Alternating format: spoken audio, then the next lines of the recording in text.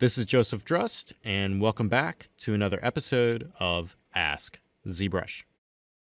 So we had a question sent in asking, any tips on closing ZModeler holes with multiple edge loops? So this question was sent in with an image, and the image depicted a model something like this. So the user was using the ZModeler brush to generate the geometry here, and they wanted to know if there's any tips on closing ZModeler holes that may contain multiple edge loops. So if you came through on this model here and went to the tool palette and tried to just use the geometry modify topology close holes function, you'll notice you're going to get something like this. So this is not really the result you're looking for. So what I want to happen is I want this polygon to go all the way down to here, and then these polygons go to those edges. So I want to fill the hole in, keeping this nice square proportion. So using the close holes options in geometry is not going to give you that desired result. So what you're going to have to do is go in manually and start closing these holes. However, there is some efficiency that can be done in this by looking at the hole itself and deciding which areas to close first over which areas to close second. So before we start closing the holes here, I want to go select the ZModeler brush. So I'm going to go to the brush palette over here and open this up. And then down at the bottom here, I want to select the ZModeler brush. Now, the ZModeler brush is ZBrush's poly modeling toolset, and it is a context-sensitive brush. So if you hover over an edge, a poly, or a point, you're going to be able to apply different actions. So what I want to do is I want to look at the hole quick, and I want to find the area of the hole that contains the most polys. So this area here has 4 polys, this one has 2, and this one has 2. So the area I want to start on first is the one that contains the most polygons. So that is this area through here and here. So I'm going to bridge these holes first. So to activate the bridge functionality, I just want to hover over one of these edges, and then I want to press spacebar to go in the ZModeler Edge action menu. In here, I want to select the action of bridge, and then I want to make sure my target is set to edges. Now with this set, I can now come across one of these edges and then click on a second edge, and this will now create a poly between them. So it's created a single poly between those edges. So I just want to do that same process along this strip here. So just clicking one edge and then clicking a second edge, and this is going to now fill that hole in. Now you'll notice after I have this filled through here that I don't have enough topology in here to make this connection. So if I came over here and clicked one edge here and then clicked this edge, this is the result I'm going to get. So this could potentially work, but what I want is I want this edge to cut through and go all the way across. And then I want this edge to cut through and go all the way across to make this a nice clean shape. So I don't really want to just bridge like this. So now I need to look at the model again, and I need to determine where to add an edge loop. So if I come to this side here, I need to just add an edge through this area. Now I can hover over one of these edges and then press spacebar to go in the ZModeler Edge action menu again. And then I want to go to the Insert option up here. And in here, I currently just have my target set to a single edge loop. Now with this selected, I can come through and try to add this edge at that precise location, but this might be a little difficult. Now, if you know that this edge is directly in the center of these two edges here, you can use the multi-edge loop option and add the edge loop directly in the center of these polys. So I'm going to undo this here, and I'm going to hover over one of these edges again. Then I'm going to press spacebar to go back into the ZModeler Edge action menu. Now for the target, I'm going to select multiple edge loops.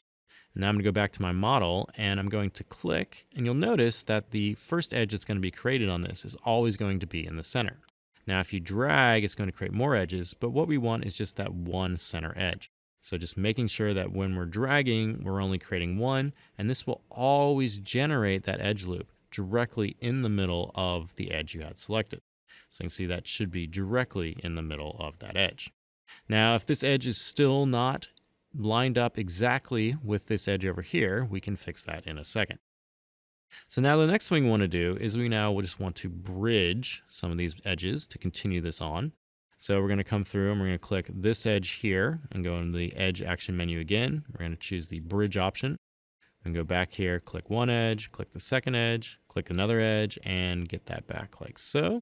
So now we have something like this, and then we can do this on the other side as well.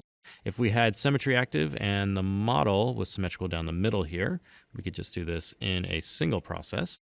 And now I should have my geometry like so. Now I still have an error here, so you can see this edge is stopping through here. Now on this model, there is a little trick you can do to kind of fix this really quick. So instead of coming through and adding an edge and then welding these points, what I can do is I can just remove this edge loop temporarily and then remove this edge loop temporarily and then add it back in. And that's going to weld these two polys together, and then I'll just come back through and create that edge. So I'm going to hover over the edge of the top here, press spacebar to go back into the ZModeler Edge action menu. I'm going to select Insert. I'm going to change this back to a single edge loop. I'm now going to hold down the Alt key and then click on that edge, which is going to remove it. I'm going to do the same at the bottom. And now that should have welded these polys together.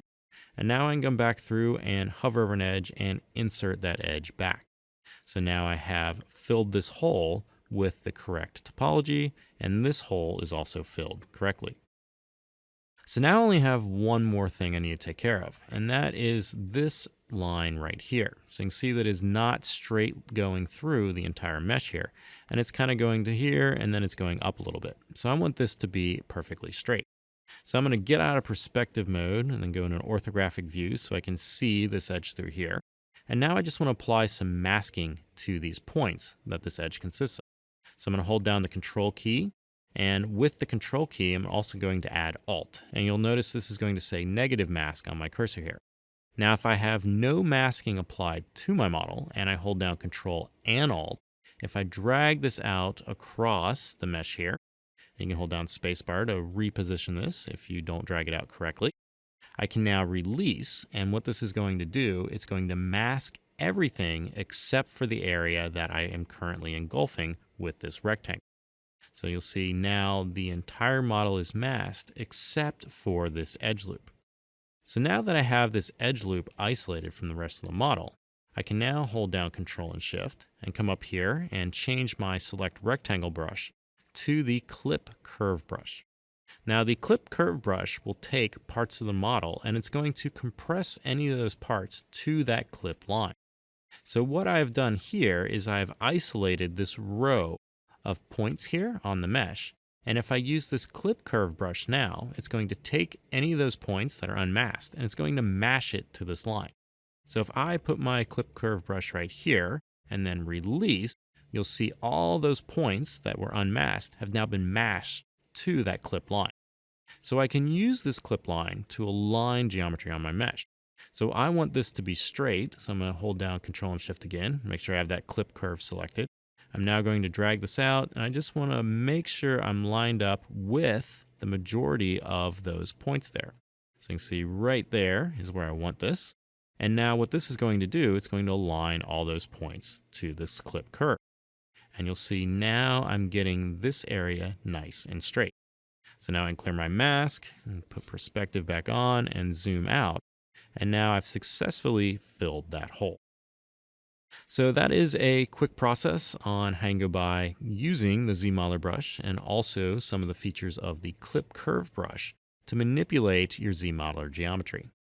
If you have any other questions related to ZBrush pipelines or processes, please use the hashtag AskZBrush on Twitter.